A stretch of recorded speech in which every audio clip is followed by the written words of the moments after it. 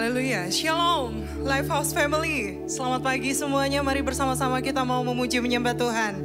Saya undang kita semua boleh berdiri di hadapan Tuhan. Yo, mari bersama-sama kita tepuk tangan bagi Allah kita. Terpujilah namamu Tuhan. Haleluya.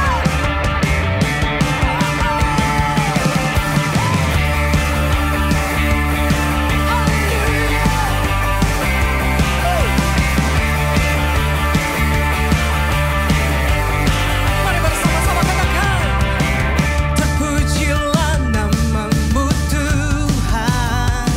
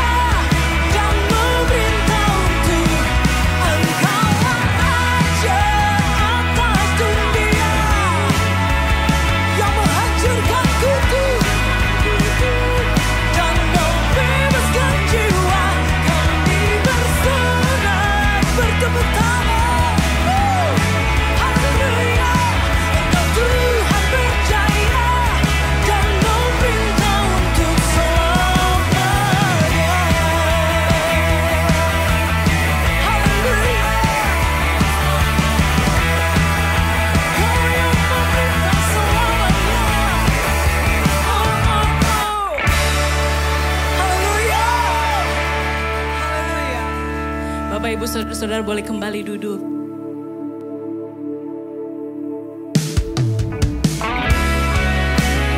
Kami mau belajar membuka mata hati dan pengertian kami setiap hari Tuhan. Agar kami dapat mengerti apa yang Engkau inginkan untuk kami lakukan di hidup kami. Sebab Engkau satu-satunya tujuan hidup kami.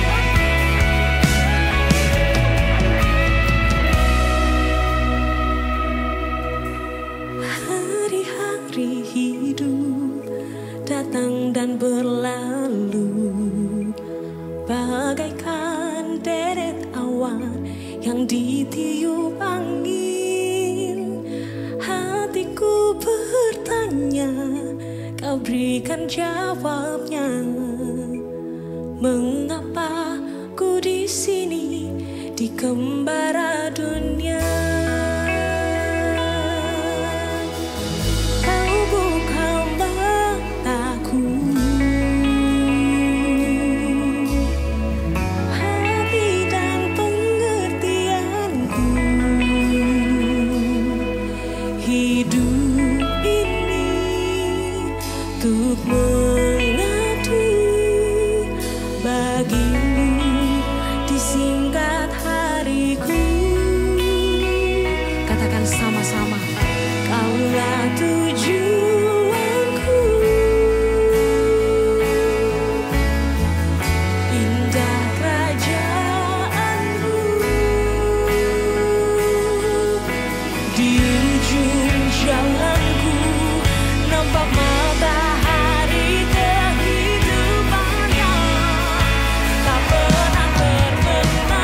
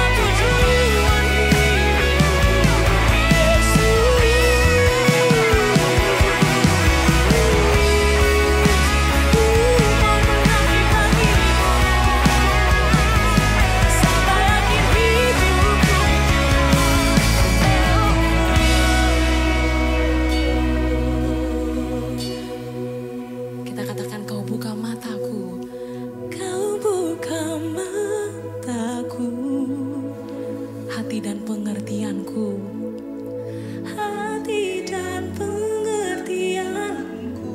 Kami mau sungguh sadar Tuhan, hidup ini untuk mengabdi.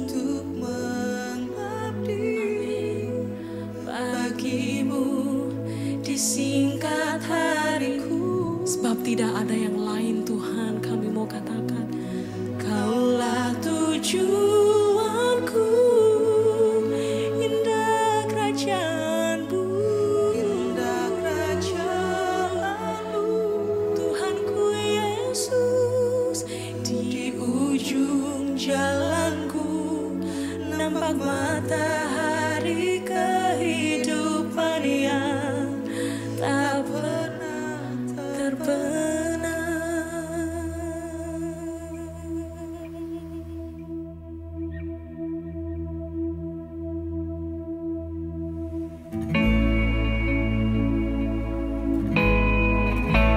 Kau Allah yang setia.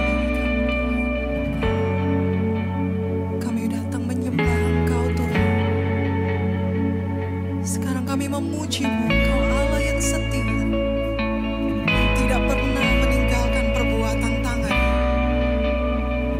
Terima kasih Tuhan.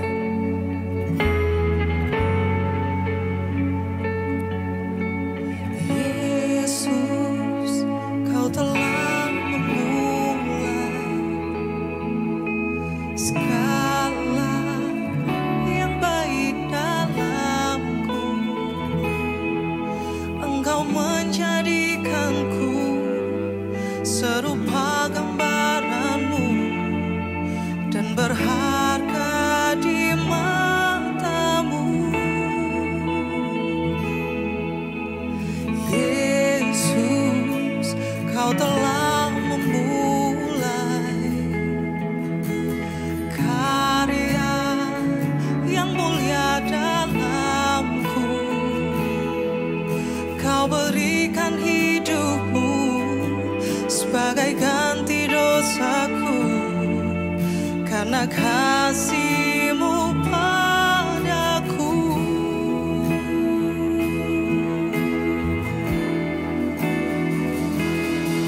Sekarang ku memuji-Mu, Allah yang setia, yang tak pernah meninggalkan perbuatan tangan-Mu. Sekarang ku menyembah-Mu, Allah yang mulia,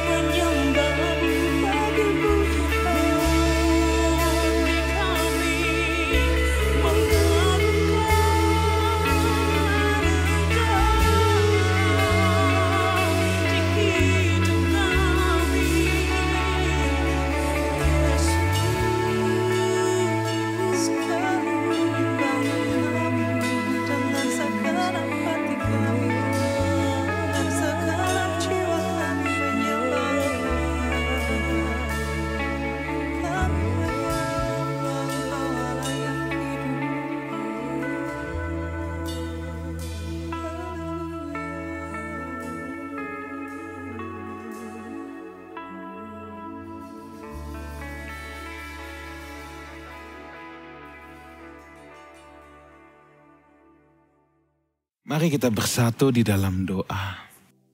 Bapa dalam sorga, kembali kami datang ke hadirat tahta Bapa yang Maha Kudus. Kami mengucap syukur atas setiap kesempatan yang Tuhan berikan. Bapa, bicaralah kepada masing-masing kami, pribadi lepas pribadi. Dalam nama Tuhan Yesus kami berdoa. Amin. Shalom saudaraku, tanpa terasa kita sudah memasuki bulan Mei di minggu yang pertama ini. Saudaraku, saya masih ingin terus membahas tentang peristiwa yang terjadi di antara kebangkitan Tuhan Yesus sampai dengan kenaikannya yang ke surga. Dan pada kesempatan ini saya mau mengajak kita semua untuk belajar dari Thomas, saudara. Kita mau soroti tentang tokoh yang satu ini, Thomas. Thomas adalah salah satu dari ke-12 murid Tuhan Yesus. Kenapa Thomas ini menarik perhatian saya? Sebab Thomas merupakan dapat digolongkan sebagai difficult people atau orang yang sulit. Coba kita buka dulu Yohanes 20 ayat yang ke-25. Maka kata murid-murid yang lain itu kepadanya, kami telah melihat Tuhan. Tetapi Thomas berkata kepada mereka, sebelum aku melihat bekas paku pada tangannya, dan sebelum aku mencucukkan jariku ke dalam bekas paku itu, dan mencucukkan tanganku ke dalam lambungnya, sekali-kali aku tidak akan percaya. Saudaraku, salah satu buku yang banyak digemari oleh orang dan memiliki penjualan yang sangat baik adalah buku-buku yang bertemakan seputar how to cope with difficult people. Bagaimana mengatasi, bagaimana dealing dengan orang-orang yang sulit. Dan di antara ke-12 murid Tuhan Yesus ini, menurut hemat saya, Thomas adalah tergolong orang yang sulit. Difficult people. Saya tidak aneh kalau buku-buku dalam genre ini atau bertemakan seputar ini laris manis, karena memang itulah realita hidup bahwa kita seringkali harus bersinggungan, harus berhadapan dengan orang yang sulit. Dan kita tidak punya pilihan selain kita harus bisa deal dengan orang-orang itu. Dan ini realita hidup. Ada orang yang memiliki atasan yang sulit. Kerja di suatu perusahaan, bosnya tergolong orang yang sulit. Belum lagi kalau saudara partneran atau bekerja sama dalam satu proyek atau apapun dengan orang yang sulit.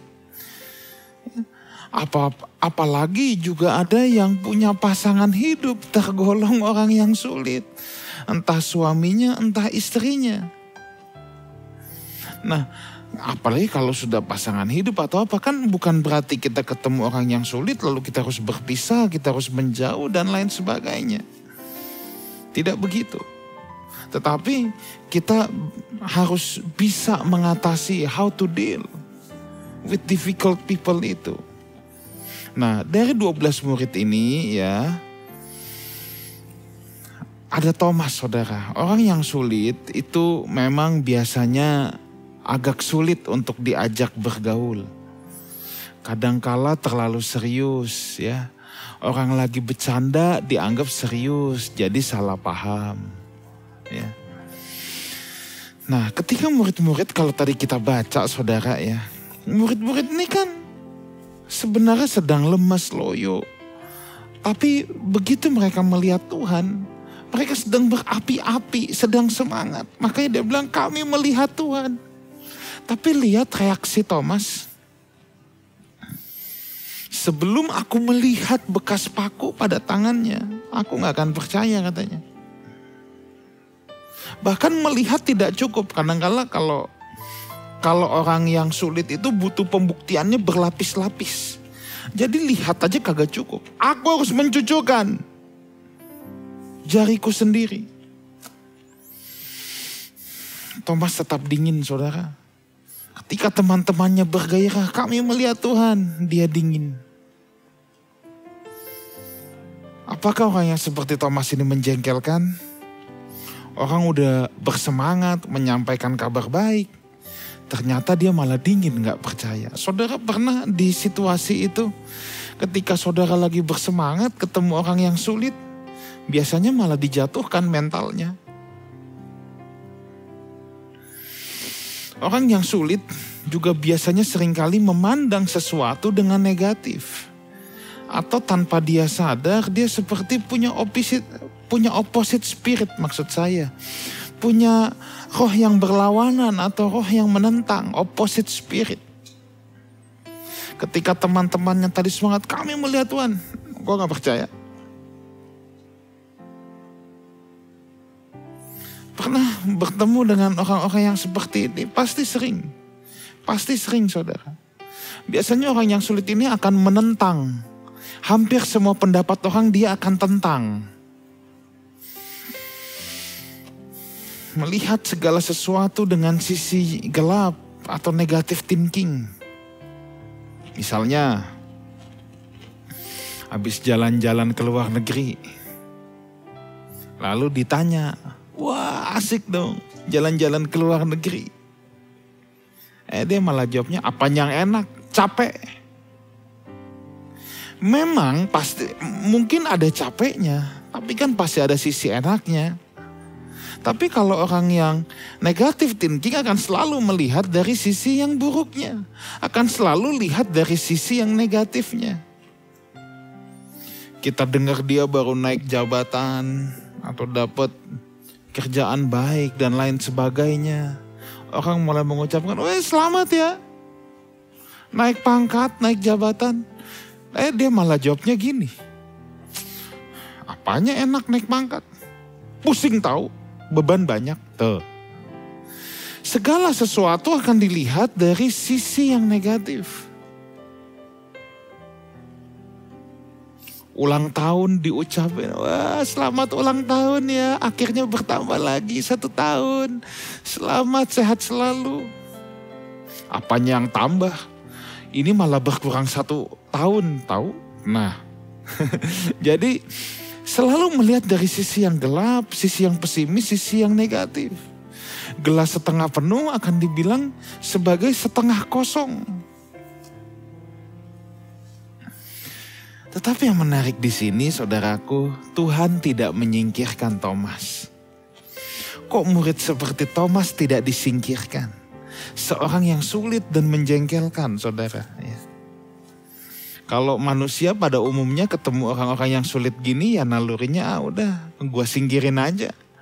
Ngapain bikin capek, ngapain bikin susah. Tapi Yesus berbeda, saudara. Dia memang gembala yang agung, semua orang diberikan kesempatan. Petrus yang pengecut, dia berikan kesempatan. Yudas si pengkhianat pun Tuhan berikan kesempatan. Tapi Yudas gak mau ambil kesempatan itu. Yudas bukannya bertobat malah bunuh diri. Petrus bertobat. Yudas tidak ambil kesempatan itu. Yudas memilih bunuh diri, memilih mengakhiri hidupnya. Tetapi yang jelas semua orang diberikan kesempatan oleh Yesus. Dia gembala yang luar biasa. Sekalipun ada yang nakal, tetap diperlakukan seperti domba. Ada yang nakal tidak langsung diperlakukan seperti kambing. Ada yang nakal tetap diperlakukan seperti domba. Tetapi bukan berarti Yesus gampangan dan kita boleh sembarangan. Bukan itu. Ingat perumpamaan tentang raja yang membuat pesta ketika orang undangan tidak mau hadir, akhirnya dikumpulkan orang-orang dari pinggir jalan. Itu anugerah, itu kasih karunia. Tetapi orang yang menerima undangan itu gak boleh seenaknya. Datang tanpa berdandan, gak diterima. Akhirnya diusir juga. Ya, maka selalu saya katakan, anugerah itu gratis tapi tidak murahan. Anugerah itu gratis tapi tidak gampangan. Yesus berikan kesempatan tapi Yesus tidak gampangan. Yesus berikan kesempatan namun kita dalam kehendak bebas tetap harus memutuskan hasil akhirnya. Petrus mengambil kesempatan itu dan dia bertobat. Yudas tidak mengambil kesempatan itu, dia malah mengakhiri hidupnya. Paulus juga seorang yang kejam pada mulanya terhadap orang-orang Kristen. Tapi dia mengambil kesempatan itu untuk bertobat dan dia dipakai Tuhan luar biasa. Dan di awal perjalanan Paulus juga bukan orang yang langsung sempurna. Ketika dia berselisih dengan Markus, dia tidak mau berikan kesempatan Markus untuk ikut dan lain sebagainya. Tapi Tuhan tetap bersabar, Tuhan tetap bisa mengubah seseorang, saudara. Tuhan tetap berikan kesempatan asal orang itu mau terus bertobat dan merubah diri. Seringkali ada banyak orang tidak mau mengambil kesempatan itu. Itulah sebabnya saya tidak bosan katakan bahwa kalau kita masih bisa melihat mentari terbit di ufuk timur pada pagi hari, itu berarti Tuhan masih berikan kepada kita kesempatan.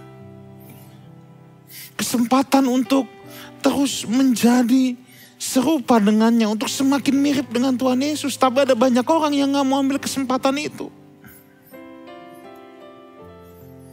Ketika kita masih bisa bangun pagi, apa yang kita pikirkan pertama? Ingat, kesempatan nafas hidup adalah sebuah kesempatan untuk kita menjadi semakin serupa dengan Kristus. Dan kita harus menggunakan kesempatan itu sebaik-baiknya. Kalau kita bertemu dengan orang yang kita bisa tolong, itu adalah kesempatan kita untuk berbuat baik. Kitab Galatia berkata berbuat baik pun ada kesempatan. Kadang-kala kita mau berbuat tapi kita udah gak bisa. Karena kesempatannya sudah tidak ada lagi. Nah, ada banyak orang menyia-nyiakan kesempatan ini. Kita harus belajar bagaimana Yesus deal dengan Petrus. Petrus keras. Tapi ketika Tuhan deal dengan Thomas, Tuhan caranya beda. Tuhan justru lembut. Deal dengan Petrus, Yesus keras. Ya. Petrus itu kurang apa, saudara? Udah diiblis-iblisin dan lain sebagainya. Petrus kurang diapain. Sama Petrus Tuhan keras, tapi ketemu orang yang kayak Thomas, Tuhan lembut. Justru lembut. Apakah Tuhan pilih kasih? Bukan. Tetapi disitulah kasih. Ciri kasih adalah 1 Korintus 13 ayat 4. Kasih itu sabar. Kasih itu murah hati. Ia tidak cemburu. Ia tidak memegahkan diri dan tidak sombong. Tuhan bersabar ketika menghadapi Thomas. Orang seperti Thomas tidak mungkin datang kepada Yesus. Itu sebabnya Yesus yang datang kepada dia. Deal dengan orang seperti Thomas dibutuhkan kesabaran dan bukti. Makanya di ayat yang ke-27, ya, di ayatnya yang ke-27,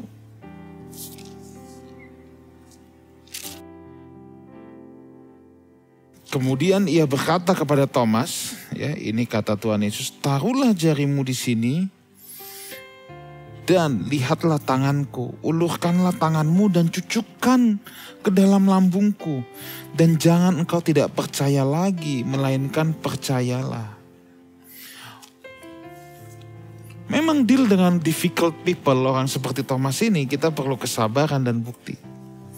Ketika Yesus berjumpa dengan Thomas setelah kebangkitan, Tuhan gak marah sama Thomas. Tuhan gak bilang, Thomas kurang ajar lo ya, lu gak percaya. Enggak, Tuhan sabar. Tuhan gak omelin Thomas. Tuhan malah merangkul Thomas. Dengar baik ini, penghakiman dan amarah tidak akan mengubah seseorang. Tapi kasih yang akan mengubah seseorang. Penghakiman dan amarah tidak akan mengubah seseorang. Tapi kasih dan penerimaan tanpa syarat, itulah yang bisa mengubahkan seseorang. Mau menangkan orang, sabar dan beri bukti lewat hidup kita. Menghadapi orang yang lagi kecewa dan kepahitan, sabar dan beri bukti lewat hidup kita. Biarkan kita dibaca oleh sekeliling kita, bukan terus-menerus kita khotbahin mereka, sebab orang gak akan berubah cuman dengar khotbah. Saudara pernah ketemu sama orang yang lagi kecewa dan kepahitan? Orang yang dikecewakan akan cenderung akan memiliki kecenderungan untuk mengecewakan. Orang yang dikhianati akan memiliki kecenderungan untuk mengkhianati. Ya, kalau ketemu orang yang lagi kecewa, kepahitan dengan suatu keadaan, sabar dan beri bukti lewat hidup kita. Sebab dia baru dikecewakan, dia pasti punya self-defense mekanisme. Self-defense mechanism dalam dirinya yang akan otomatis seperti curiga kepada setiap orang yang dia temui. Sambil berpikir, jangan-jangan aku akan dikecewakan lagi, jangan-jangan aku akan dijahatin lagi nih. Maka kalau deal dengan orang seperti ini, orang yang sedang kecewa, sedang kepahitan, sebenarnya gak usah banyak omong. Cukup sabar, ya. Yang kedua, beri bukti lewat hidup kita bahwa tidak setiap orang jahat. Bahwa aku berbeda loh. Nggak usah pakai banyak omong, berikan bukti saja. Seperti semboyan Nike, just do it. Wah, itu keren banget. Just do it, lakukan saja. Lakukan saja. Kita sebagai orang Kristen, sebagai orang percaya, kita memiliki nilai lebih. Kita harus buktikan bahwa kita punya nilai lebih. Kita harus buktikan kita punya nilai lebih. Yang membuat seseorang tertarik dengan apa yang kita percayai. Kristen artinya pengikut Kristus. Kita harus bisa berikan bukti kepada orang bahwa kita punya nilai lebih sehingga dia tertarik untuk mengikuti apa yang kita ikuti.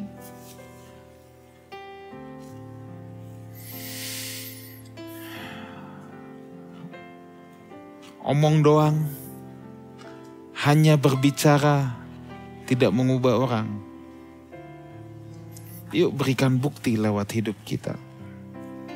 Tetapi tahukah saudara, orang yang seperti Thomas itu tidak melulu jelek.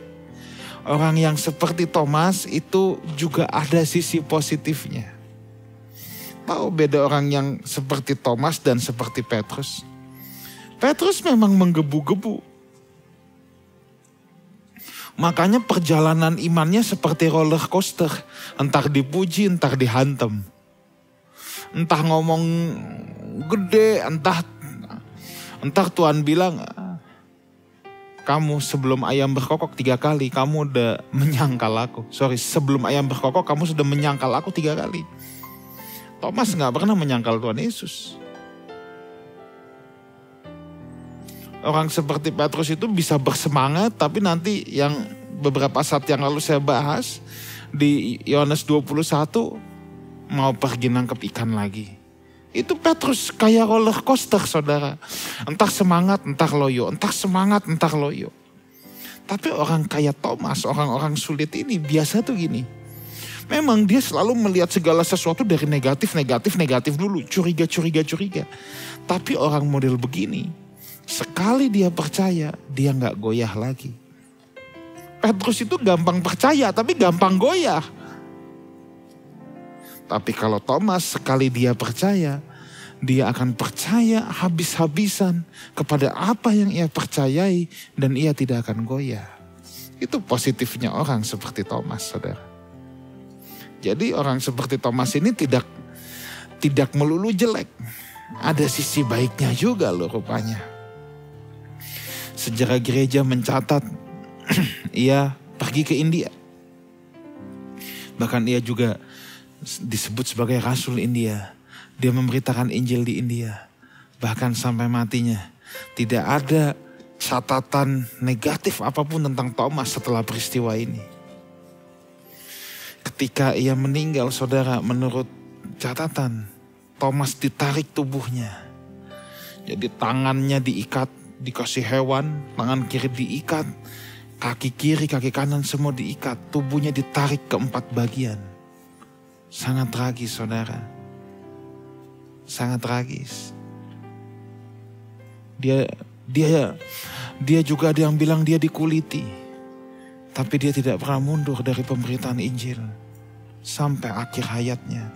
Orang-orang seperti Thomas ini sekali percaya, dia akan percaya habis-habisan. Memang pada awalnya dia melihat segala sesuatu dari negatif dulu. Jadi orang yang difficult people ini, saudara sabar beri bukti. Sekali dia percaya sama saudara, dia akan percaya habis-habisan. Itu positifnya. Yohanes 20 ayat yang ke-29. Kata Yesus kepadanya, karena engkau telah melihat aku, maka engkau percaya.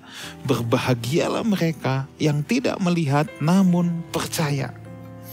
Berbahagialah mereka yang tidak melihat namun percaya. Kita hidup di zaman ini, kita memiliki kesempatan untuk disebut sebagai yang berbahagia. Kenapa? Sebab kita sudah tidak bisa melihat Yesus secara fisik lagi. Saudara dan saya yang hidup di zaman ini, kita digolongkan sebagai orang yang berbahagia. Jangan seperti Thomas lagi. Kita berbahagia, saudara. Sebab kita bisa percaya tanpa kita bertemu dengan sosok secara fisik Tuhan Yesus. Tapi saudara bisa menemukan Tuhan secara real dalam pengalaman hidup saudara sendiri. Itu pasti bisa, asalkan saudara mau serius menjumpai Tuhan. Saya senang dengan sebuah prinsip ini yang saya juga pegang. Kalau dukun bisa ketemu setan, dukun bisa ketemu setannya, orang percaya harus bisa ketemu Tuhannya. Lihat dulu baru percaya, memang bisa benar adanya, ya. Tetapi hal ini sebenarnya tidak dapat diterapkan dalam segala bidang kehidupan. Kalau penyidik kepolisian harus melihat dulu barang bukti semuanya. Harus menemukan barang bukti baru bisa percaya. Kalau dokter harus melihat kondisi fisik pasien dulu, baru bisa percaya. Atasan harus melihat kinerjanya dulu, bawahannya baru bisa percaya. Memang hal-hal seperti itu adalah contoh di mana kita harus melihat dulu baru percaya. Tapi tidak segala sesuatu dalam hidup ini kita harus melihat dulu baru percaya. Saudara tidak perlu pergi ke Mount Everest, menancapkan bendera di situ untuk mempercayai bahwa Mount Everest adalah puncak gunung tertinggi di dunia. Saudara nggak bisa ngelihat nyawa saudara, saudara nggak bisa lihat roh saudara. Tapi saudara pasti tetap percaya bahwa saudara punya nyawa. Itu eksis, roh itu eksis. Walaupun kita tidak bisa melihatnya. Jadi memang segala sesuatu itu tidak harus kita harus bisa melihatnya. Ada hal-hal yang memang kita tanpa perlu bukti pun, ya itu eksis, itu ada. Tuhan juga sama. Kita memang gak bisa melihat Tuhan, tapi Tuhan itu ada. Sama seperti udara. Saudara gak bisa lihat. Tapi saudara bisa rasakan ketika menghembuskan nafas, ketika menarik nafas. Nah bagaimana supaya saudara bisa mengalami Tuhan, itu yang penting. Saudara memang gak bisa melihat Yesus secara fisik. Tapi kalau saudara bisa mengalaminya dalam hidup saudara setiap hari. Saudara bisa mengalaminya secara real. Maka saudara adalah orang-orang yang berbahagia. Sekalipun tidak melihat, tapi kita tetap percaya. Kenapa Thomas seperti itu, saudara? Kenapa Thomas meragukan Tuhan Yesus pada awalnya? Yang pertama, dia kurang pengharapan. Dia kurang pengharapan. Ketika Yesus ditangkap dan disalib, seluruh pengharapannya pupus. Dia kurang pengharapan. Ada hal-hal dalam hidup kita yang membuat kita kurang pengharapan. Ada hal-hal yang bisa menimpa hidup kita, yang bisa membuat kita kecewa, sehingga harapan kita bisa pupus. Tetapi saya mau beritahu buat saudara, manusia bisa mengecewakan, tetapi kalau orang yang berharap sama Tuhan tidak akan pernah dikecewakannya. Sebab apa yang ia katakan ya dan amin, ia alfa dan omega, apa yang dia janjikan pasti dia akan genapi. Tapi memang persoalannya ada banyak orang klaim-klaim janji Tuhan tanpa tahu apa yang dia janjikan. Makanya jangan main klaim, harus tahu dulu apa yang Tuhan janjikan dan jangan membuat janji Tuhan versi dirimu sendiri. Jangan bilang kan Tuhan udah berjanji. Janji yang mana? Tuhan bilang, aku gak janji yang begitu kok. Kamu aja yang bikin sendiri. Kalau bahasa orang sekarang, halu. H-A-L-U, halu, halusinasi. Tuhan gak janji begitu kok, lu aja bikin sendiri. Kan bisa begitu ya saudara. Yang kedua, Thomas tidak berpegang pada perkataan Tuhan atau firman. Thomas sudah mengikuti Tuhan Yesus, sudah sering mendengar bahwa anak manusia akan diserahkan, akan disalibkan, mati, dan dibangkitkan di hari yang ketiga. Tapi dia tidak berpegang pada firman. Dia tidak berpegang pada perkataan Tuhan. Saudaraku, ketika situasi berat, ketika situasi seakan membuat kita kehilangan harapan, saya mau beritahu saudara gini, pegang firman Tuhan, pegang perkataan Tuhan. Pegang setiap apa yang Tuhan katakan. Mungkin kondisinya sedang tidak enak, mungkin kondisinya sedang tidak sesuai dengan apa yang kita harapkan. Tapi jangan membuat kondisi-kondisi itu membuat kita tidak lagi berpegang pada firman Tuhan. Misalnya saudara sedang dalam situasi yang sulit sampai saudara bingung, aku harus ngapain lagi.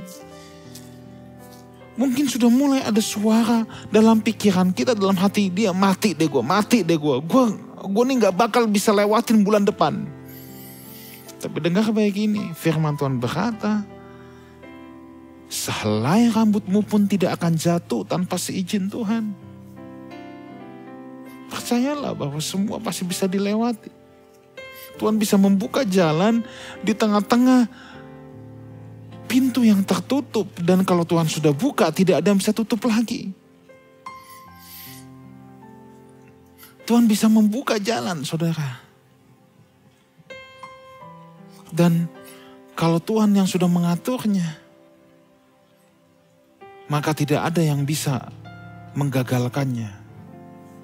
Persoalannya, apakah kita percaya pada pengaturan Tuhan? Orang yang percaya pada pengaturan Tuhan akan berpegang pada firman-Nya.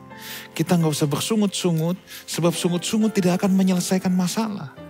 Selalu saya katakan gini, orang yang bersungut-sungut adalah orang yang sedang mendemo Tuhan. Orang yang bersungut-sungut, orang yang mengeluh adalah orang yang tidak percaya pada pengaturan Tuhan. Sekarang kita harus kebalikannya. Kita tetap berpegang pada perkataan Tuhan, pada firman Tuhan, dan kita percaya pada pengaturan Tuhan. Kita lakukan bagian kita, dan Tuhan akan mengerjakan bagiannya. Yang ketiga, kenapa Thomas seperti itu? Thomas tanpa dia sadar, dia berpusat pada dirinya sendiri. Ia lebih mempercayai matanya, tangannya sendiri. Ia tidak berpusat pada Allah. Tanpa dia sadar, dia menjadi seorang yang self-centered. Dia hanya percaya apa yang dia lihat. Dia itu lebih mempercayai matanya, dia lebih mempercayai tangannya, daripada dia mempercayai apa yang Tuhan pernah katakan. Yuk, sekarang kita belajar menjadi orang yang God-center. Bukan self-center, tapi God-center. Kita harus lebih percaya kepada firman Allah daripada keadaan yang sedang kita hadapi. Kita harus lebih percaya kepada firman Allah daripada pengalaman-pengalaman buruk kita di masa lalu. Kita harus lebih percaya kepada firman Allah daripada luka hati kekecewaan yang pernah hinggap dalam hidup kita. Akhir kata, saya mau bacakan dari Yohanes pasal yang ke-20 tadi. Ayat yang ke-29 yang tadi kita sudah baca, di bagian belakangnya, berbahagialah mereka yang tidak melihat namun percaya. Orang yang seperti ini biasa orang yang menuntut tanda. Tapi saya harus katakan, orang Kristen dewasa tidak perlu lagi tanda. Selalu saya katakan tanda itu signage, semeion, signage, penunjuk arah. Kalau sudah tahu jalan, kita nggak perlu tanda lagi. Hidup kita bukan dituntun oleh tanda. Hidup kita harusnya dituntun oleh pengenalan kita akan Tuhan. Saya ulangi lagi, ini sangat penting. Hidup kita tidak boleh dituntun oleh tanda. Tetapi hidup kita harus dituntun oleh pengenalan akan Tuhan. Banyak orang tidak mau mengenal Tuhan, hanya mau mencari tanda. Sehingga dia terus maunya hidup dituntun oleh tanda. Tetapi hidupnya tidak dituntun oleh pengenalan akan Tuhan. Lifehouse Community, Lifehouse Family yang saya kasihi. Jadilah orang Kristen yang dewasa. Carilah Tuhan, kenalilah Dia. Sebab hidup kita harus dituntun oleh pengenalan akan Tuhan. Hidup kita bukan dituntun oleh tanda. Tuhan Yesus menyertai kita semua. Siapkan hati kita untuk masuk ke dalam perjamuan Tuhan. Ambil roti saudara, atau biskuit, crackers, apapun yang saudara telah siapkan. Dan juga ambil anggur saudara, atau teh, atau Fanta yang saudara telah siapkan. Kita masuk ke dalam perjamuan Tuhan. Perjamuan ini untuk memperingati kematian Tuhan. Perjamuan ini mengingatkan kita akan korban tubuh dan darah Tuhan Yesus Kristus di atas kayu salib. Yang membeli kita bukan dengan barang yang fana, tetapi dengan darahnya sendiri. Itulah sebabnya kita ambil waktu beberapa saat, kita berdoa. Kita ambil waktu beberapa saat ini untuk berkomitmen dengan Tuhan bahwa kita mau mengambil setiap kesempatan yang ada.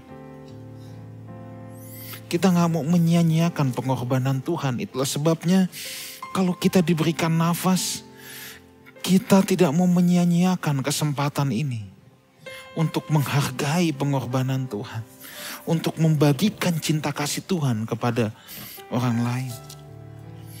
Bapa dalam sorga, kami bersyukur untuk pengorbanan putramu yang tunggal Tuhan kami Yesus Kristus. Bapa, perjamuan yang kami lakukan ini bukan rutinitas, bukan liturgi, bukan agamawi. Tetapi perjamuan yang kami lakukan ini untuk mengingat kematian Tuhan kami. Ketika kami mengingat kematian Tuhan kami mau membereskan terus hidup kami. Kami mau mohon ampun kalau kami seringkali kami melukai perasaan Tuhan. Kami seringkali seperti kami sedang menyia-nyiakan pengorbanan itu dengan cara kami hidup seenaknya. Tapi pada kesempatan ini Bapa, ampuni kami. Kami mau terus berkomitmen lagi kepada Tuhan. Untuk kami tidak mau menyia-nyiakan korban darah Tuhan Yesus di atas kayu salib. Kami mau mempersembahkan hidup kami untuk Engkau saja. Ampuni dosa dan kesalahan, segala ketidaktepatan yang kami lakukan di hadapan Bapa. Bapa, kami berdoa supaya hari-hari ke depan kami boleh semakin menyenangkan hati Bapa. Hari-hari ke depan kami boleh semakin serupa dengan Tuhan kami Yesus Kristus. Kami mohon ampun kalau ada kenajisan, kemelesetan yang kami lakukan di hadapan Tuhan. Dan sekarang saudaraku, kita bangkit berdiri, kita angkat roti di tangan kanan kita. Sebab apa yang telah kuteruskan kepadamu, telah aku terima dari Tuhan. Yaitu bahwa Tuhan Yesus pada malam waktu ia diserahkan, ia mengambil roti. Dan sesudah itu ia mengucap syukur atasnya. Ia memecah-mecahkannya dan berkata, inilah tubuhku yang diserahkan bagi kamu. Perbuatlah ini menjadi peringatan akan aku. Bukankah roti yang kita pegang ini adalah lambang dari tubuh Tuhan kita Yesus Kristus yang mulia, yang tergantung di atas kayu salib. Mari kita makan dalam nama Tuhan Yesus.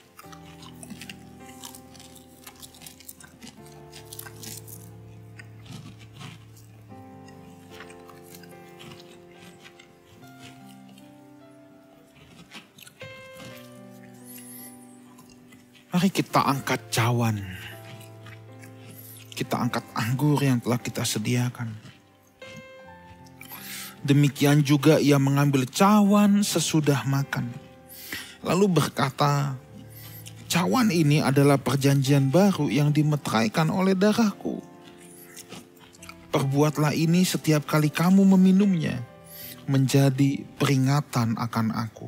Sebab setiap kali kamu makan roti ini dan minum cawan ini, kamu memberitakan kematian Tuhan sampai ia datang.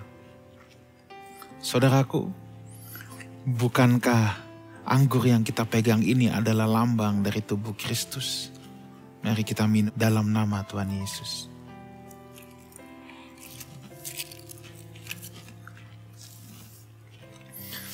Kita ucapkan syukur kita dan kita akhiri ibadah kita pada pagi hari ini.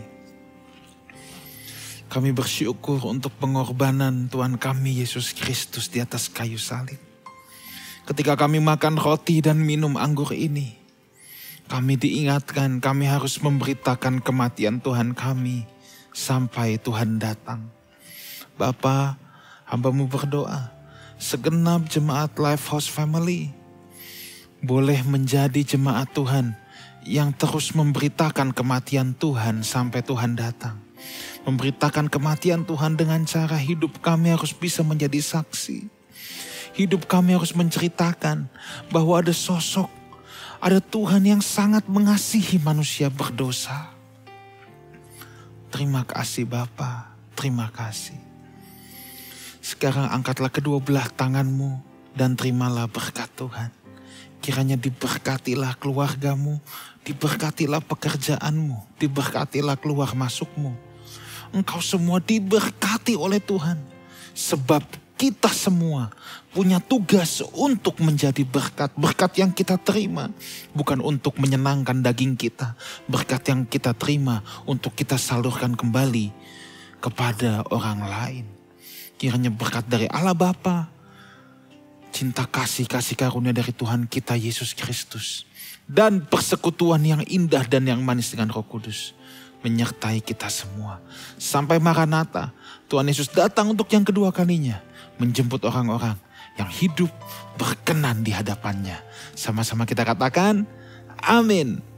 Happy Sunday, God bless you all.